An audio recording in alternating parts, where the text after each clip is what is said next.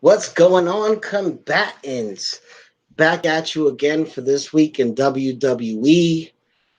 We're headed to Stomping Ground. It was the go home show. I am your host, and my brother over there is also your host. Whatever. It is us, the Breakdown Boys. I am AD, that is JB3, and we are here to knock everything out. We're going to come at you quick, hard, and fast. Yes. And usually I shit on everything. I'm gonna sound like a total hypocrite and a flake going back and forth. But this week I was kind of entertained with everything, honestly. Like there was a couple of things where I was like, oh fuck me, but I was entertained. JB3, holla at the people. What's going on, brother? What's good with you? Yo, what's up? I hope y'all watched Raw. I hope y'all watched SmackDown because it was actually decent this week. I thought I wasn't even gonna watch Raw, but I was bored. I didn't have nothing to do Monday night, so I watched Raw, and it wasn't even that bad. It was pretty cool. So we're gonna talk a little bit about Raw, talk a little bit about SmackDown. It's gonna be a fun time. Yeah, it was a great time. Yeah, we're gonna break down Raw, SmackDown, and we're gonna give you our Stomping Ground predictions, aka the Silent Show 2.5. But yeah, the best pay-per-view of the year. I'm so excited for Stomping Grounds. I am in the anticipation level is insane. You know, where we're gonna kick ass and turn names. And so all these matches are like these one of a kind epic matches where you're never ever gonna see him again. You've never seen him. Of course, I'm lying. yeah, This is gonna be a we saw him repeat. 2 weeks ago. We saw him 2 weeks ago on the Saudi show where it didn't count. Let's get right into it. Raw this week. It didn't start out with a bunch of bullshit promos. You had Elias out there kicking the shit, doing what he does. You know, Elias is over with the fans. He's over with me. And he announces that he's going to be Baron Corbin's special referee. And out of left field, our man, the architect, gives him a chair shot. And it just continued. He beat the crap out of him, cut a promo where he said, yo, this is what's going to happen to everybody that decides that they even think about doing it. And that chair shot led to a fatal five-way for the U.S. title. We're going to get back to Seth because Seth was over number one contendership. Yeah, that fatal five-way for the number one contendership for Joe's U.S. title. Everybody who came out did some shit to Elias. It was hilarious. Like, man, damn it. They didn't have to do all that. You know what, though? I know it makes Elias look like a chump and a jobber, but he can handle it. Let's keep it real. There hasn't been somebody in a long time that has dealt with everything that Elias has dealt with and stayed on TV and has stayed over. So yeah, see, his character is made for that. He's one of the only characters that could survive something like that. From like not like he's not gonna be bare. Like he's meant to get his comeuppance. Basically, he's supposed to get it. He trashes people's cities bad. So it's always gonna be a fun time to see him get his teeth kicked in. But yeah, it was incredible. Compared to what we've been watching, it was really incredible. But yeah, the fatal five-way elimination, right? Yeah, it was definitely an elimination match. You had Miz, not Baron Corbin, the Monster Among Men, Braun Strowman, Ricochet, Bobby Lashley, and Cesaro. Not for nothing, you know who looked real strong and looked real good, even though he went out first? Cesaro. Cesaro put it on. He always does. Strowman, man, he looked real tough. He's so strong. Yeah, man, he looked real good. Braun Strowman got eliminated by two heels and Ricochet. It was kind of like what the hell's going on? I almost thought when Cesaro and what's his face, Bobby Lashley turned on Strowman and went at him. When they told Ricochet to do his finisher, I thought Cesaro was going to turn on Ricochet as well. They didn't. He hit the 630. They all pinned him in like a hamburger, stack him. And Braun Strowman is gone. Yeah, I mean, they had to do it that way to protect him, but yeah, he's not. I don't know, like I don't know. It seems like he gets this push and then it gets derailed every time. So I don't know what's going to happen with him. There's no telling. It could be anything. I mean, at this point with Braun Strowman, like, I didn't watch the Crown Jewel shit, and I didn't watch when he flubbed the whole cashing in the Money in the Bank. At this point, I feel like he's getting treated like Big Show got treated early in WCW. Remember when he kind of joined the NWO and then he got like wasted by everybody around him and until he turned into a good guy? Yeah. Like, it's at the point where if the WWE, and I know we're going to go off topic and I don't mean to, and I don't want to, open up that whole can of worms where we're beating up the same drum over and over every week, but they have so many stars. Not for nothing, when that Raw comes on the Titantron and he comes out, he gets such a big pop. Oh, and, yeah. Sure. And he's in great shape, too. Look at the picture of what he used to look like. He's not muscular. But he might be in hot water. I mean, there might be something going on backstage. I don't know, because I can't remember too well. But there might be something going on. He did something. I mean, he was careless, I know, in the battle royal. At WrestleMania, right? Yep. So there's a few things. There's always something, right? But yeah, but at that point, you're nitpicking if you're the execs backstage, if you're the production company, and I'm not just saying Vince, I'm just saying all around. If you're backstage, if you put somebody out there that the decimal meter goes up every time they walk out and every time they raise their hands, the whole place goes nuts. Yeah, everybody makes mistakes. Look, a good example. Nia Jax hurt mad people before she got hurt and went away. And guess what? They kept pushing her and pushing her and pushing her. Like, it's not about mistakes or miscues or not playing your role. The dude shows up. He does his job. He never complains. He never goes on social media and says shit. It is what it is at this point. I'm happy to see Ricochet get a U.S. title push. Do I think he beats Joe? No. I honestly think that since Joe, for over the last few months, has been working with that lucha libre style, those high flyers, the small men, I think that it's a good fit for him to go into a match with Ricochet, so that way they have a good vibe and it looks clean. I'm cool with that. All I want to see is Ricochet hit the 630, and I want Joe to just turn and catch him right after he hits it. Just lock him in, man. Just lock him into the coquina, man. Honestly, if he hits the 630 and then Joe pops up and clutches him, it kind of wastes the 630 and makes it look weak. I could honestly see I don't want him to hit it. That's what I'm saying. I don't want him to. I'm not saying hit it. I'm saying just Joe catches him. Like, yeah, he'll land on him, but instead of it being like a land and Joe's hurt, that's what they do. They've done that before, where he'll just be like, "Pah!" and just catch him and just lock him in. Like, I think they can pull it off. But yeah, it should be a good match. I don't want it to go unsaid. Yo, the 3.5 minutes that Miz and Ricochet went at it one-on-one in that elimination was magic. They have a good chemistry. It's unfortunate that Miz has been relegated to the babyface jobber, losing everything. Yep.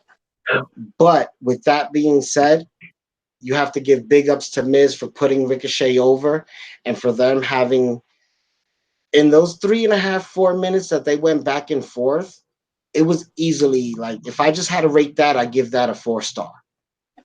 Everything was clean. It was there was a little story there. It was dramatic. It was back and forth. You didn't know what was gonna happen, and it was kind of cool to see Ricochet come up and do his thing. Yeah, sure. Besides that, moving on with Seth. So after he destroys Elias, he makes a statement saying that he's gonna beat the shit literally out of everybody who decides to even think about being that referee. We don't hear anything for a while. The New Day get a match with no.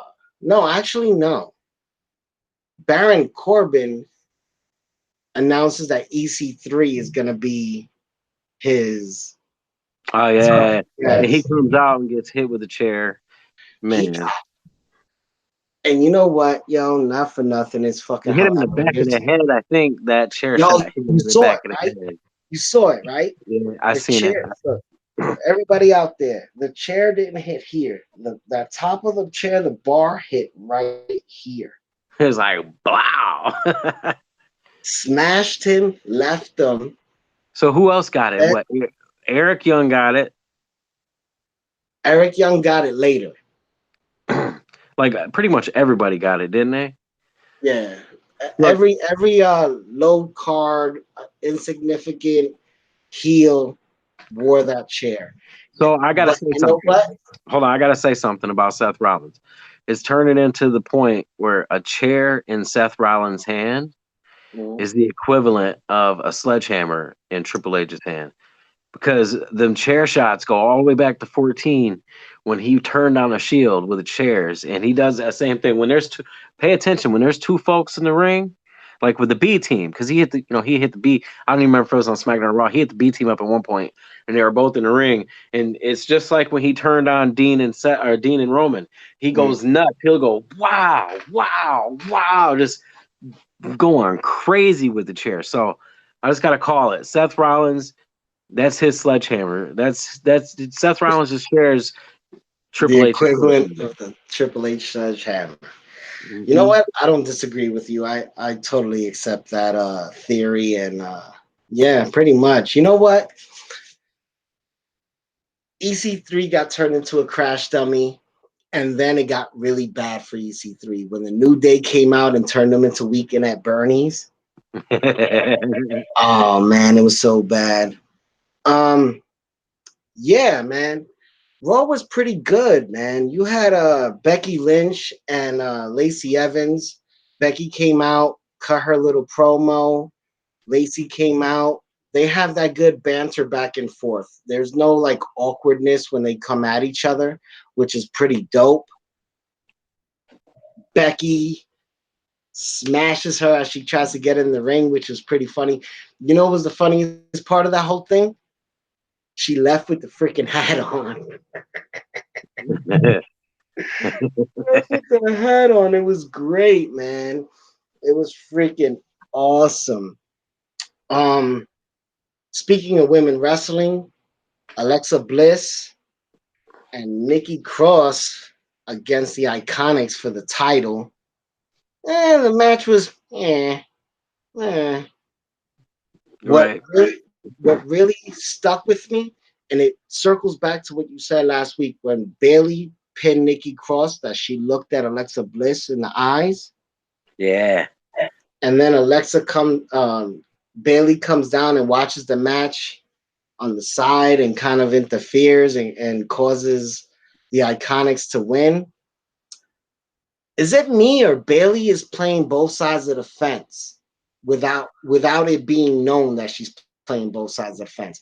Her colors in her gear, her wrestling gear, have changed. They're not those bright effervescent colors. Always black, red, dark silver, really dark colors. Mm-hmm. And Alexa is kind of playing the anti-hero type. You know what I mean? Like, are we gonna get a bait and switch where we get a heel Bailey and a face Alexa? Like, I don't know. I mean, they could do it. They could do it. I mean, they've done it before. It's possible. I don't know. For a minute, at first I thought it was weird because I was like, you're gonna have her team with Nikki as a baby, as a face to go against the Iconics, and then you're gonna have her be a heel on the other show against Bailey. But they're actually, in a weird way, kind of like intertwining those two stories together a little bit. It's not too bad. Yeah, it's actually working out. It ain't bad. I'm not gonna hate on it. With that whole thing with Alexa, a matter of fact, before we get into the whole Alexa, Nikki, Bailey thing, let's rate Raw. A matter of fact, I got one thing to say about Raw. Last week, your man AD, one half of the Breakdown Boys, bit his tongue and actually gave props to R-Truth and that 24/7 gimmick. Hold on.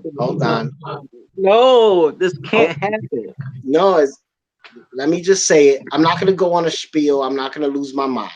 Combatants, get ready. It's coming. Damn it. He's going to flip. All right, brother. JB3, I love you, brother. You know that, right? You're my brother forever, right? Yeah. All right. Thank you for warning them. I got to say it. Last week, after a month of me shitting on that 24/7 title and the gimmick, I actually said, you know what?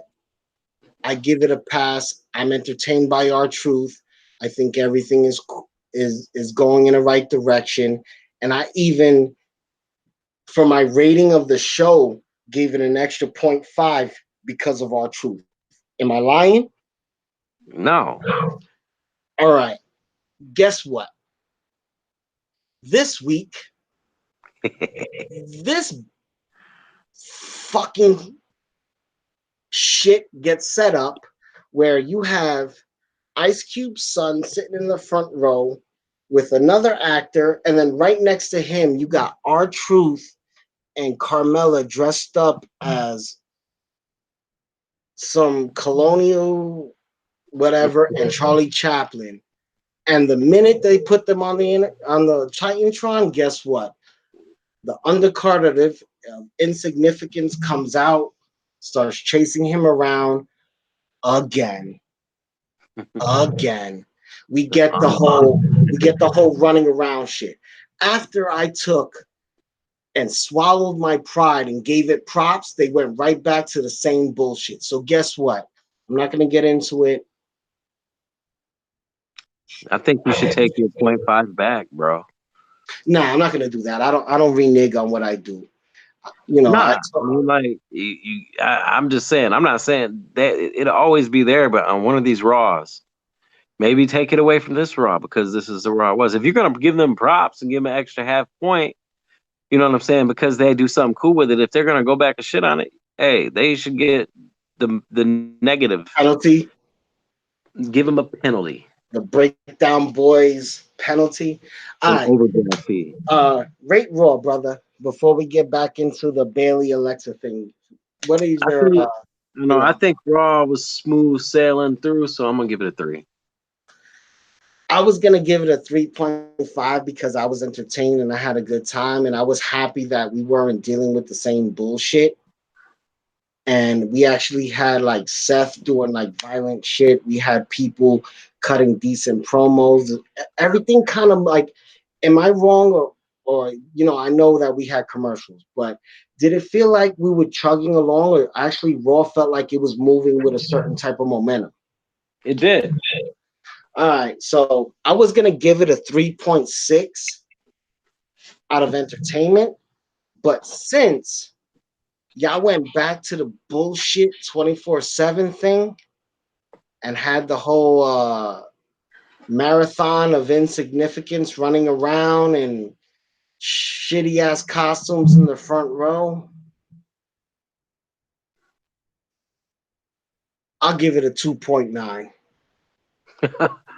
All right. That's for making me look stupid. That's for making me look like a damn idiot for a month.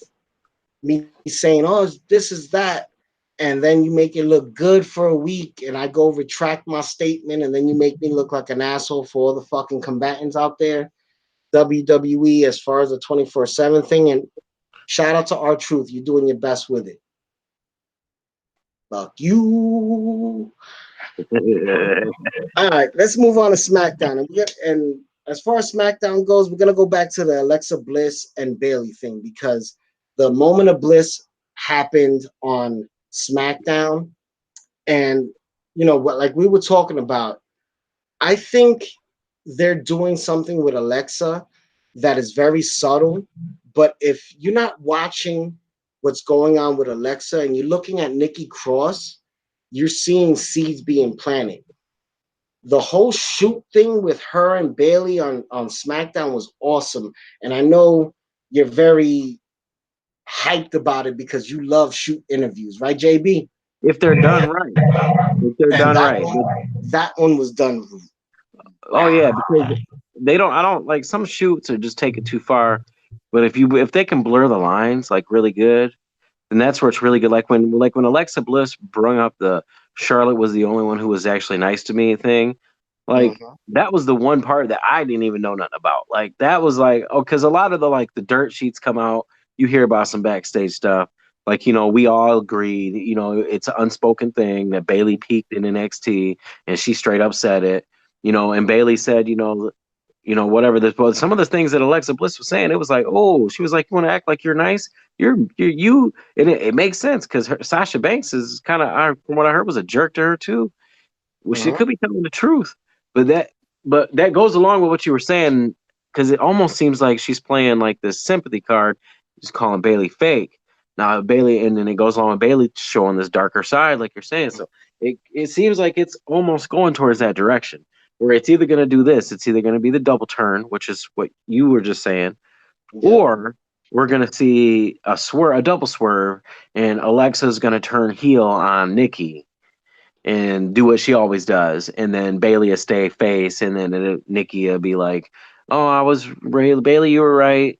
Alexa's a jerk." Like they could go either route. I'd rather see the double switch. Honestly, you know what I think might happen? If you notice when on a moment of bliss, when Alexa and Bayley started scrapping, right? Mm-hmm. You notice that Nikki pulled Bayley off and told her, "It's your fault. We lost the tag titles. You ruined everything." Yeah. She never attacked her. She was just kind of yelling at her, right? Yeah. And when Alexa snuffed Bayley, go back and watch it. Nikki is kind of looking at her like, that was a cheap shot. Like, I'm not cool with it. Like, uncomfortable looking. Mm-hmm. She didn't celebrate it. She kind of looked at her side eye like, I understand why you did it, but I don't respect it, kind of thing. Mm-hmm. I feel this. The whole Alexa turning on her quote unquote friends, Mickey James, Naya, that story is getting old. And they even mentioned it. Oh, she's not really your friend. Look what she did to Mickey. Look what she did to Naya. Right? Right. That's what I'd rather see, the double turn. All right. When I think Alexa is at that point where, and in the shoot interview, she said, none of y'all were nice to me. The only one was nice to me was Charlotte. She mentioned that in Talk is Jericho, like a year and a half ago. See, like I said, I never heard her interview. I listened to quite a bit of Talk is Jericho, but that's what I said. I never knew about that because I never paid attention and actually listened to that specific. Yeah, if you watch it, there's nothing to watch. It's audio. But if you listen to the Talk is Jericho with Alexa Bliss, she talks about her, how she was into fitness modeling and that wasn't going nowhere, and she decided to try wrestling because she was a fan. And when she got there, she felt awkward, and she was little and nobody expected anything of her, and she didn't have an indie career. So a bunch of the females, they weren't hateful and mean to her. They just didn't fuck with her. You know what I mean? Right. It wasn't like they were treating her like shit in the back or anything. They just didn't fuck with her, so she felt isolated. She says on Talk is Jericho, yo, Charlotte was the only one who had my back. She was the only one who, when she wanted to quit, Charlotte was like, you better not quit. You have something. Like, hang out with me, you know. And Charlotte, the reason why Charlotte is able to play that heel role with Bayley and Sasha is because the only one that was cool with Charlotte hanging out with Alexa was Becky. The other two, Bayley and Sasha, they were like, fuck that bitch. So all that is real. That's why you called it. It's a very good shoot, you know, promo. Yeah, they did it right. I mean, we're still talking about it, so that's a good thing. I honestly feel like if you watch the WWE Network, they've been promoting a 365 Alexa Bliss that happens after Stomping Grounds. That's when it premieres. Oh, I want to watch that. I think that this is the face turn of Alexis, where she has the upper hand and she could do some heel shit, and Nikki stops her, and Nikki helps her turn that corner. I think Bayley loses her title. I think Alexa Bliss wins it, and I think this is where Bayley loses her shit and goes bad. Yeah, and then they could do the double turn at Stomping Ground. Maybe the double turn can get. Man, you know what?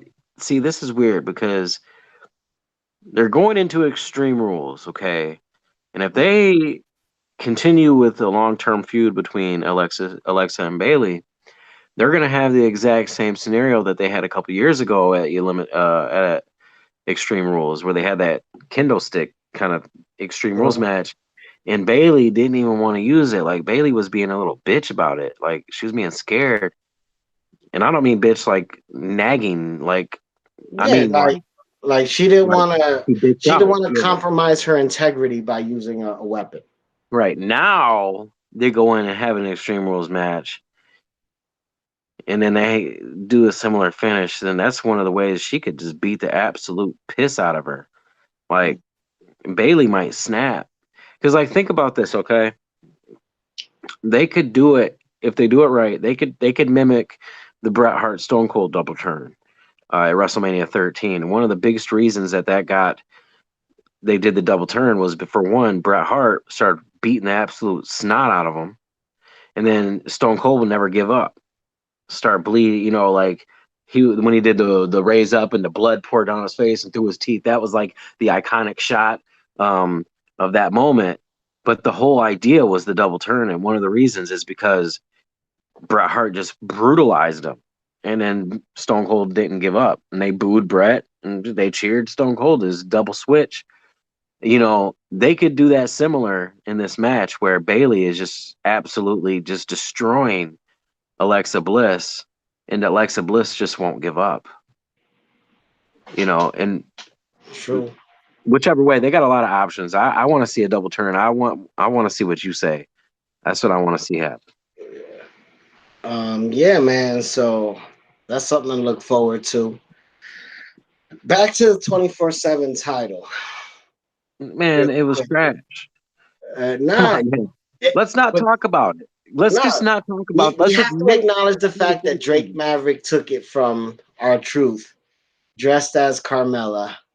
That was a waste of time on the show that could have easily been done on social media. It should all be on social media. Let's be. And you know what's the funniest part about it?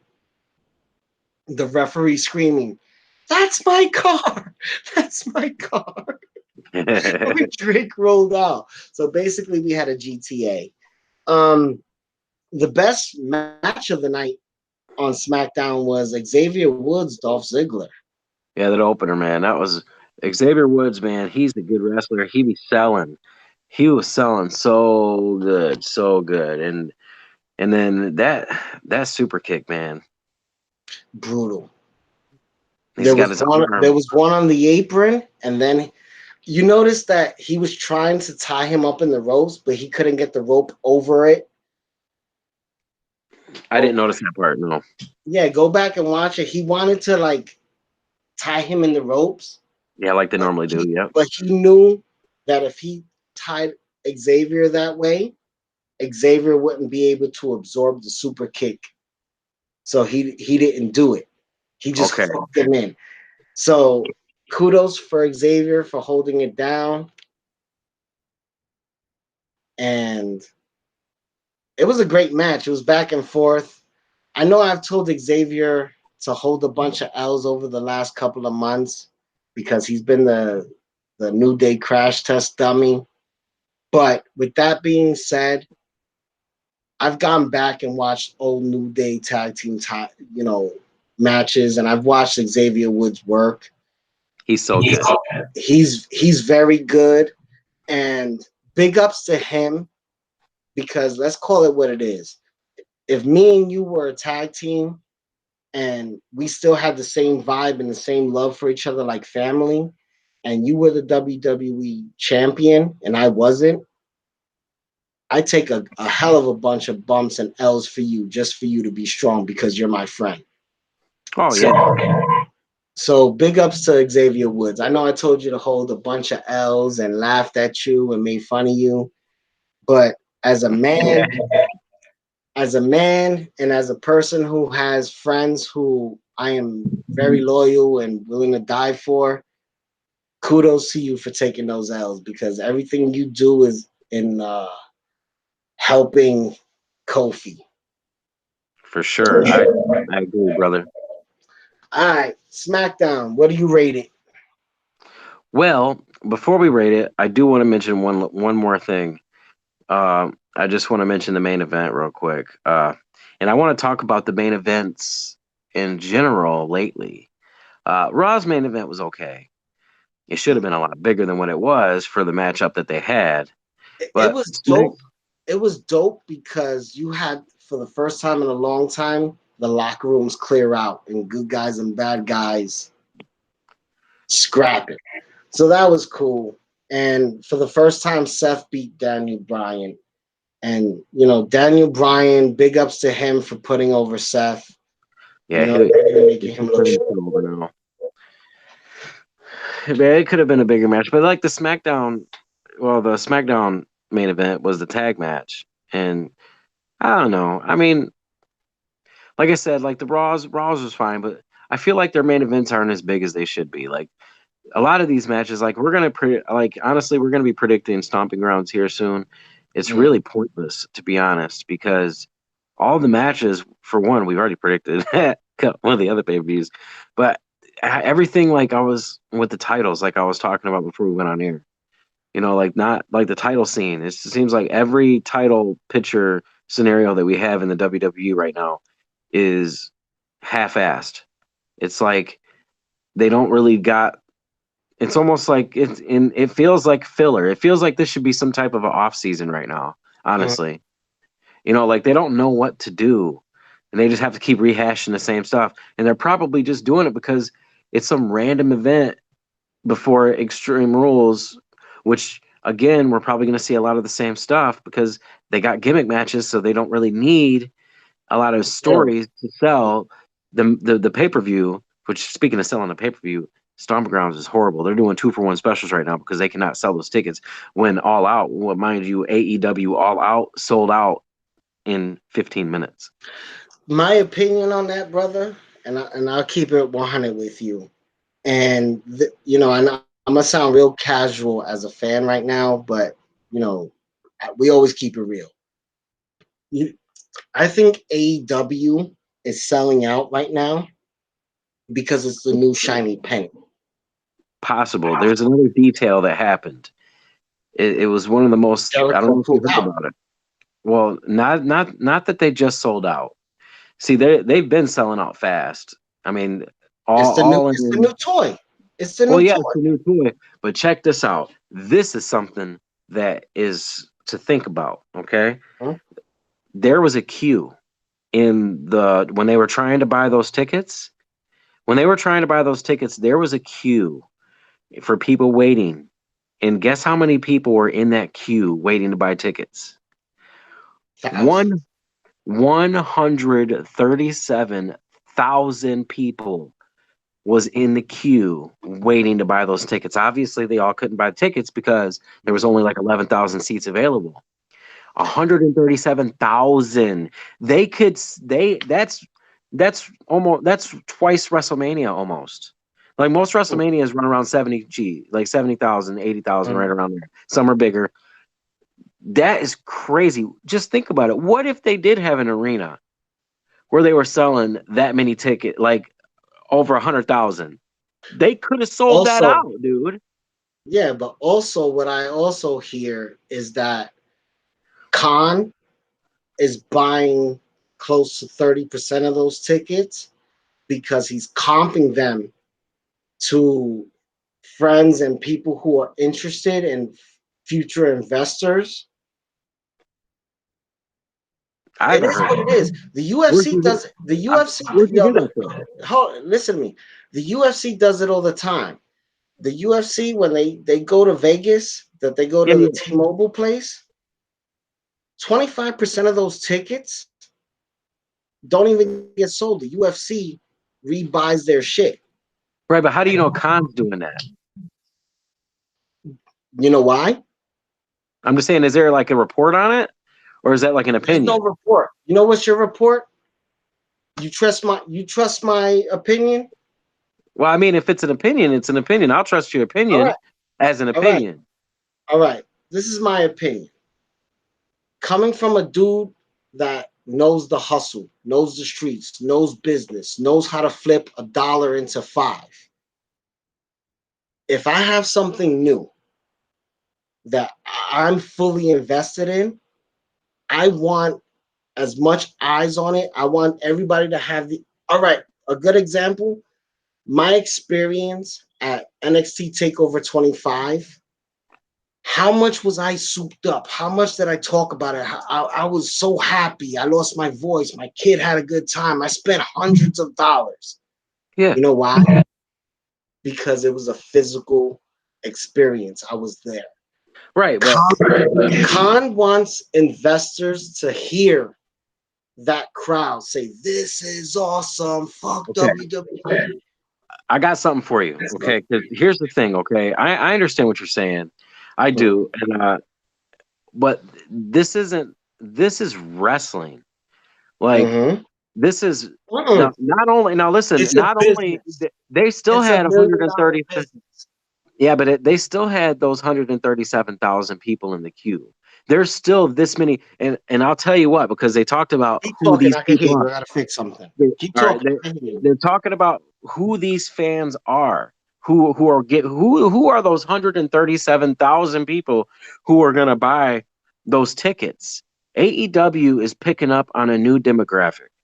There's a brand new demographic that WWE has lost sight of. And the reason they lost sight of it, mind you, is because they literally lost them.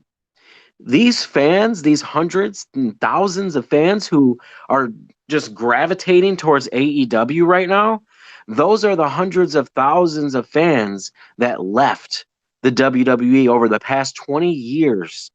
There's an accumulation of fans who just bounced and never watched wrestling again. They were done with WWE for the past 20 years, man.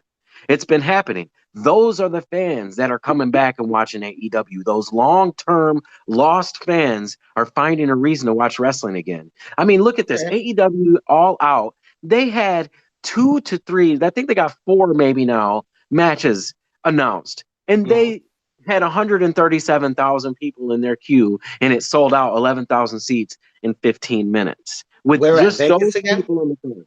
Huh? Where is it? Sears. It's in Chicago, in the Sears Center. Okay. It's where All In was. They sold out All In 30 minutes. All right. Double or Nothing in 4. I know I sound proud. I know to a lot of the viewers and to you, I even probably sound like a fucking idiot when I say this. It's the new shiny toy. It's not the new shiny toy because yes, it is. You can't tell me it isn't. Listen. They've had ROH. They've had TNA. They've had WCW. Okay. They've had other promotions.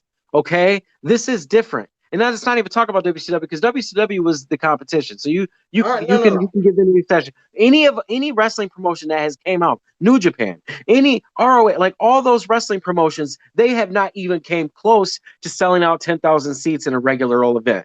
You know why? Cody Rhodes and the Young Bucks did it with just putting out an event. This is why? AEW is going. This is the promotion for fans like me because I am so tired of WWE. Like I liked Raw, I liked SmackDown. It was okay, but I'm not going nuts to watch these shows. Vince don't give a shit. Tony Khan is a wrestling fan to the purest. You look if you ever met that guy, and I've heard on my interviewers go they freak out because this dude will randomly like they could be like, yeah, this ECW event in '95, and he's like, oh yeah, I remember that event. This was the main event. It was he knows he's a legit wrestling fan. You know what I'm saying? Vince has lost his touch. And I'm telling you, bro, 137,000 people in that queue proves something. It proves that if that was not 11,000 seat arena and that was 100,000 seat arena, they would have sold it out. Okay. Stomping Grounds are doing 2-for-1 specials right now because they can't sell tickets. You know why? Because it's trash. It's the same shit. It has nothing to do with being trash or not being trash. Yes, it is trash. I totally agree with you. It's trash. We come on here week in and week out. You even have to rein me in sometimes when I'm losing my mind talking about how trash it is. Right. Okay, but let's call it what it really is. AEW is backed by the 4 people, not money-wise. Cody Rhodes, who's an ex-WWE disgruntled employee, right? Maybe. He's not really that disgruntled. He left because he wasn't happy. True. All right. Unhappy, happy. Either you're unhappy or you're happy. Unhappy. He left. The Young Bucks knew that they were going to get sidelined to NXT and get buried like the Revival. And they knew they were going to lose their creative freedom. Right? Mm-hmm. Right? All right. But the hardcores love them. Right. And Cody is their friend. Hold on. Jericho goes out and says, yo, I left WWE because I'd done everything I knew, and I knew that they were going to regulate me to either off camera or doing some shitty gimmick, and I didn't want to be creatively shackled, right? Okay. All right. Kenny Omega. I don't know Kenny Omega. He's the best bout machine. All right. I don't know him like that. I've seen what he did with Jericho. I respect him. I'm a fan. But Kenny Omega didn't want to give up his creative freedom, right? That was Kenny's number one thing. No, you're right. I'm hearing you. I'm agreeing with you. That was Kenny's number one thing. All right. Creative freedom. Okay. Yeah. Then they do Double or Nothing, right? Mm-hmm. Okay. It's a new shining penny. Everybody buys it. Me and you have already talked about it. The first few matches were cool. They were whatever. As a casual, I was getting bored until the Rose brothers wrestled, and then the rest of the card was awesome. Hear me out. Then Mox shows up, right? Mm-hmm. Washes everything. Everybody pops. Oh my God, Dean Ambrose is here. We knew he didn't resign. This is so amazing. And then he does a shoot interview with Jericho. Mm-hmm. And then the other one on what was the other guy's name? It was like Wade something. Yeah, Wade something, yep. Yeah. He does 2 shoot interviews, right? Burying WWE creative. Mm-hmm. Right?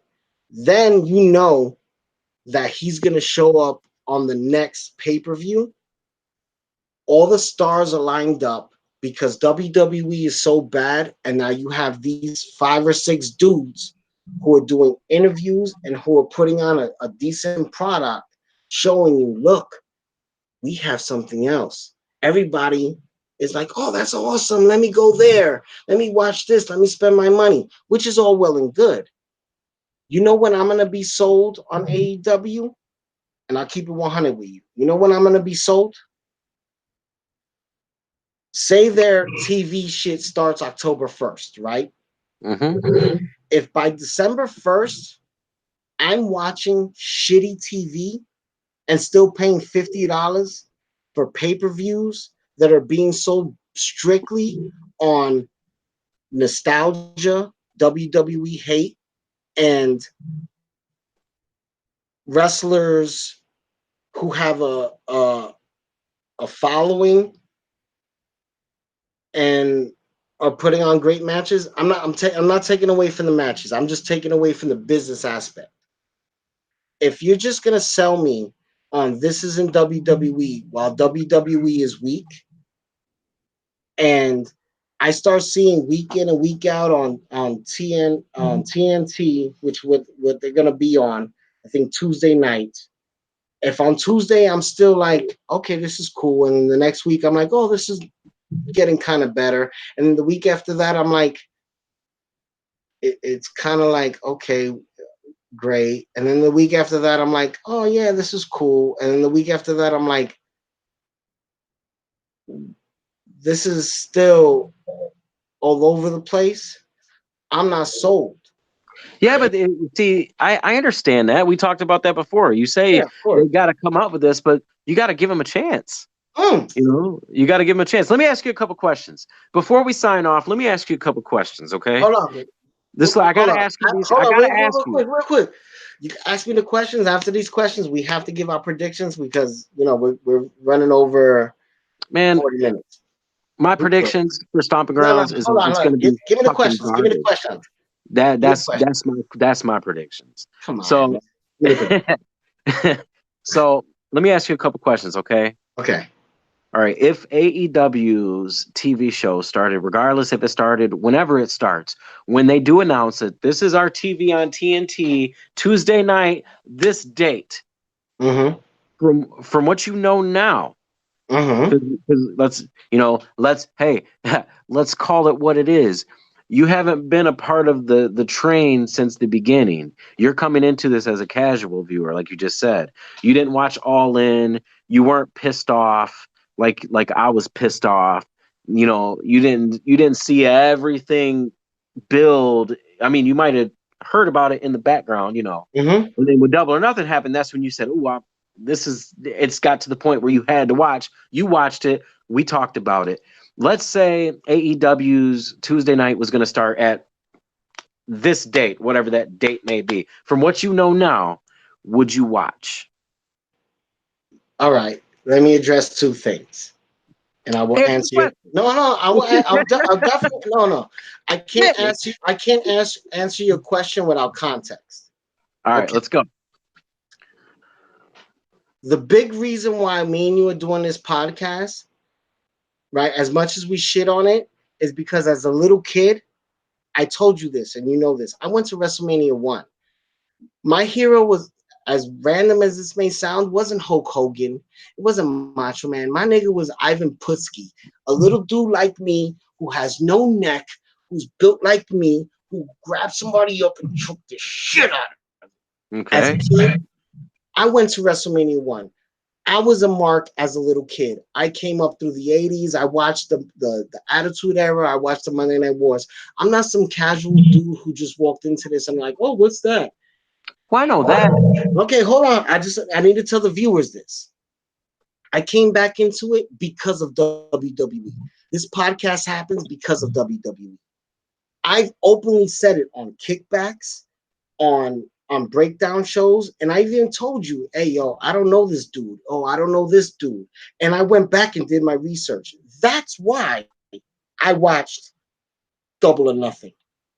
And I even said it. I'm not willing to pay $50 for some shit I didn't know. You know why I watched Double or Nothing? Because one of my best friends said, hey, yo, stupid. I'm ordering it. Come upstairs so you can watch it so you know what you're talking about. And I said, okay. And I was a fan. If AEW gets put on, hypothetically, say tomorrow, right? What's tomorrow's date? It's actually today, June 21st.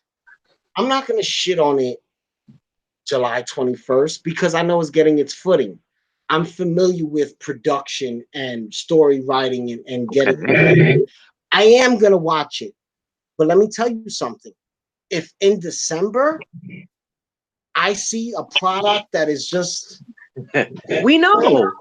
Bro, I know if the product sucks, you're not going to watch it, okay? Because you're a WWE fan and you're all for WWE. Because right now, WWE is straight trash and you're watching it. You know what I'm saying? Let me ask you this. Okay, so you said you would watch it. Let me ask you question number 2. And I'll tell you straight up. And my wife will come over here. If she wasn't asleep, she'll come over here and co-sign. You know why I watch it? I torture myself with it. And I was happy that this week was nice. You know why I watch it? Because I know we have people that watch our breakdowns. I am a very big proponent of the Breakdown Boyz. I love our chemistry, and I love knowing that every week me and you get to sit down and chop it up and talk our shit. That's why I watch it. I'll keep it real with you. If we didn't have this podcast and we were just friends who were talking on, through text and on the phone, hey, yo, what you doing this week? Yeah, I didn't watch it. I mean, neither. Yo, how the kids? Oh, they're good. Yeah, my kid is good. Cool. All right, I'll holler at you. All right, yo, I'll talk to you later. Click.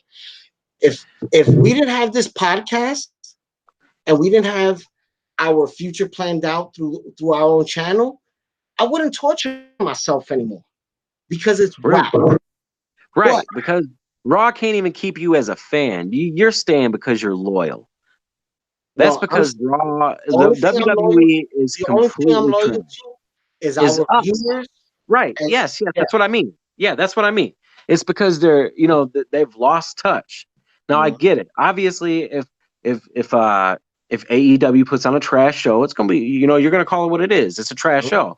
We won't know until it happens. But from where we stand right now, from facts of ticket sales and from people who watch the show.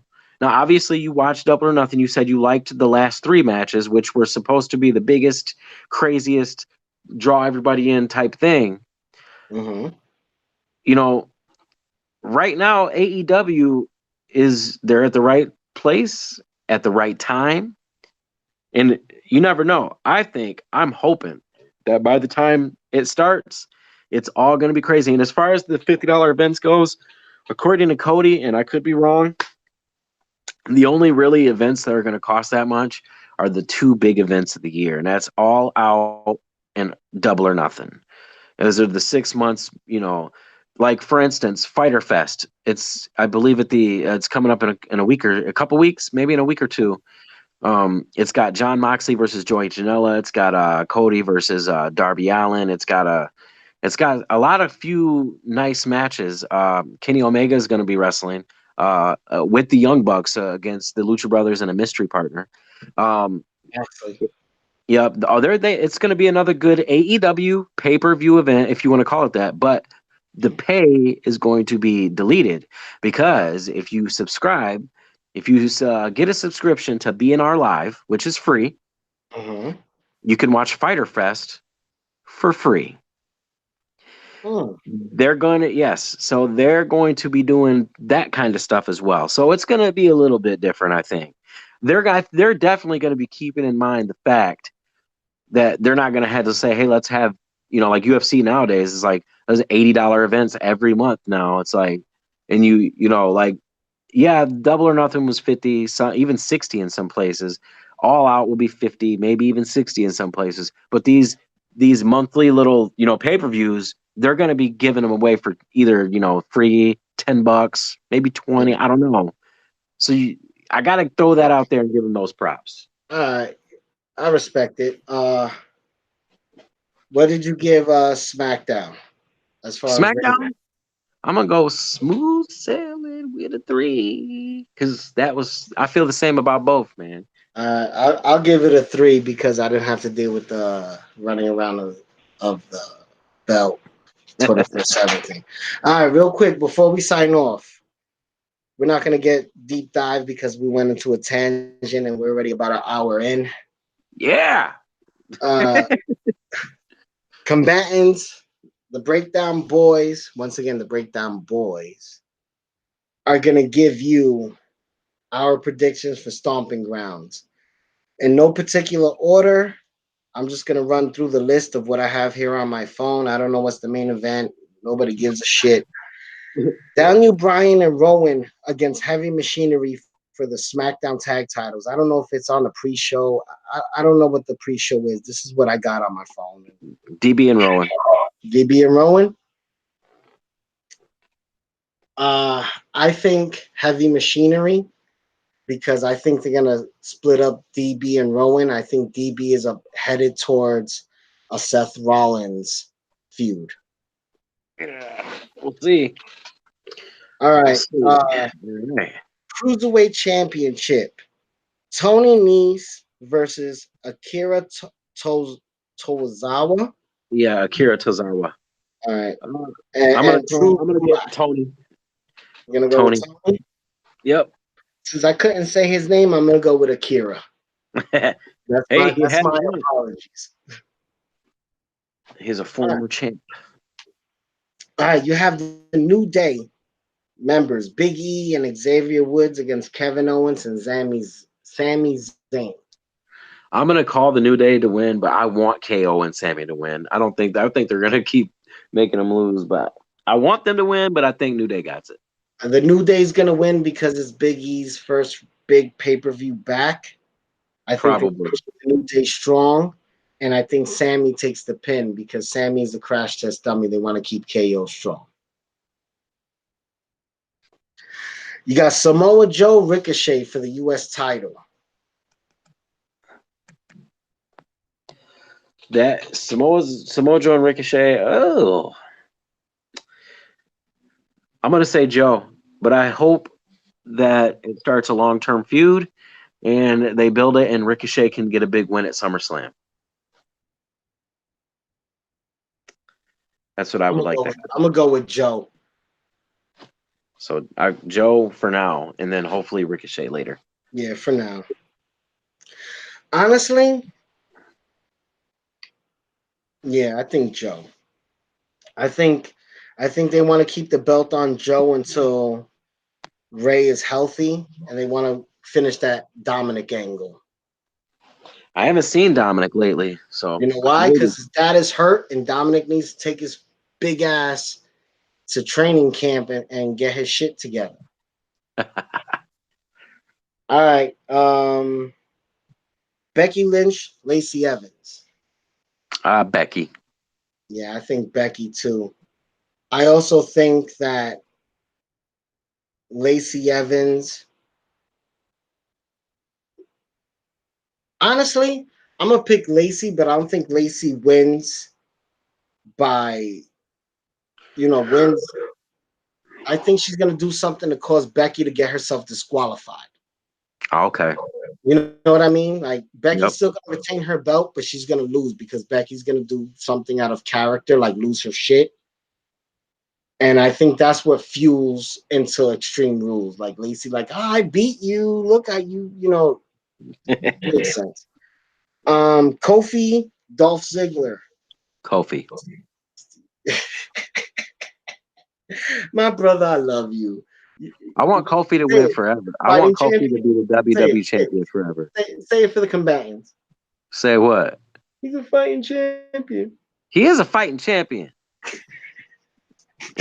He gets so upset. I want Kofi to be the WWE champion forever.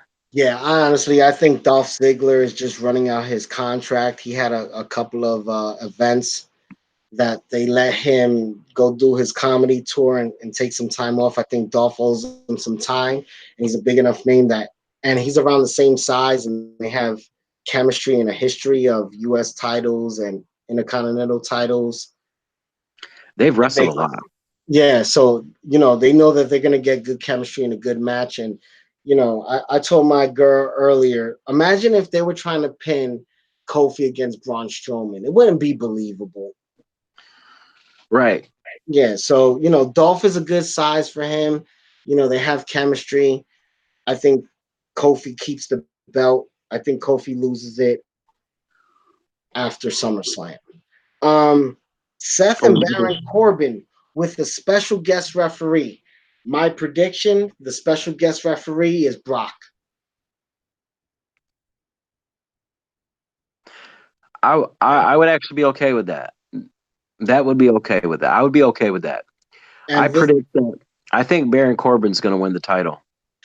I'm just kidding. No, I don't think he is. You do? Can I give you I think Seth is going to win. All right, can I give you a crazy left field prediction, which I'm pretty sure I'm wrong, but I think Brock helps Baron win it, right? And then as soon as he raises Baron's hand, he F5s Baron, takes it, and then Seth and him go into Extreme Rules for the Universal title. Sounds good, doesn't it? It sounds fun, but I don't think it'll happen. The only reason why is because they're portraying Brock Lesnar as a piece of fucking shit asshole, and they're also portraying Baron Corbin as a piece of shit asshole. Yeah, but who's the bigger piece of shit? Right, but if Brock Lesnar were to do that, then he would get cheered. So I think that it would defeat the purpose of them making him a dick bag. So basically, I would be cool with it because I think it'd be cool. I like it.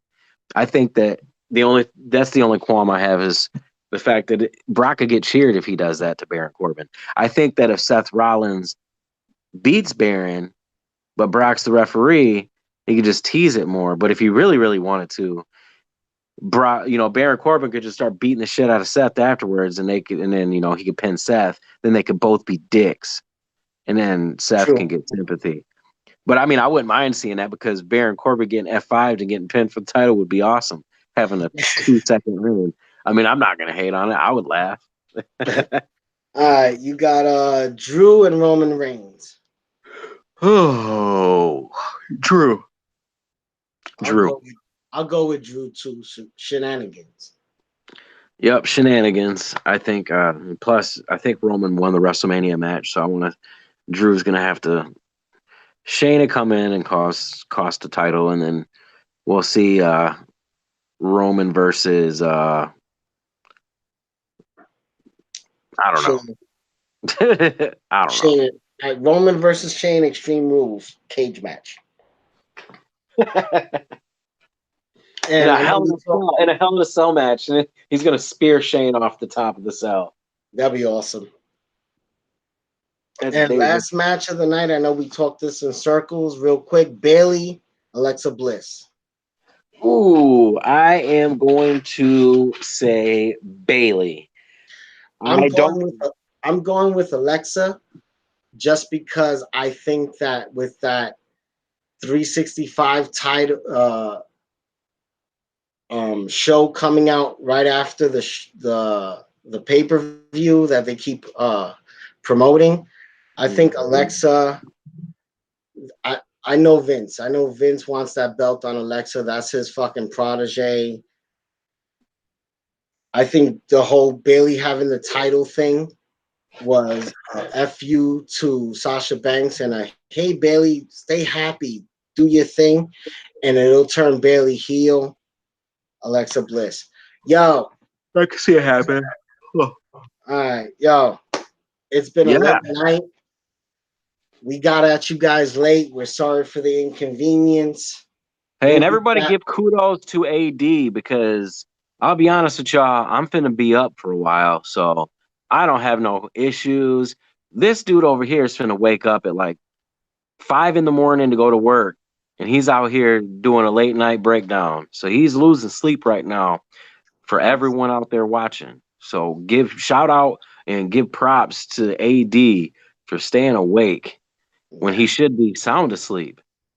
Well, honestly, I'm here because my brother JB3 needed an extra bit of time. I'm not going to act like I'm some kind of like saint and I did this for the fans and I did this because, I'm dedicated. I did this, honestly, I'm loyal to a fault. My brother needed some extra time. And I know the combatants are here because they expect a show every week on Thursday. And I wanted to make sure everybody got what they wanted. I'm about to go to bed. It's already 12 whatever the fuck it is at night. JB3, where can they find you? Well, like I said before, they can find me here in Combat Wrestling Trivia. Pretty soon, the Breakdown Boys, we're taking off on our own channel for the Breakdown. We're going to be doing a lot of things, breaking down a lot of stuff. But as far as Combat Wrestling Trivia, there's 3 guys out there. They already know who they are. The challenge is there. Oh, they know who they are. Nico.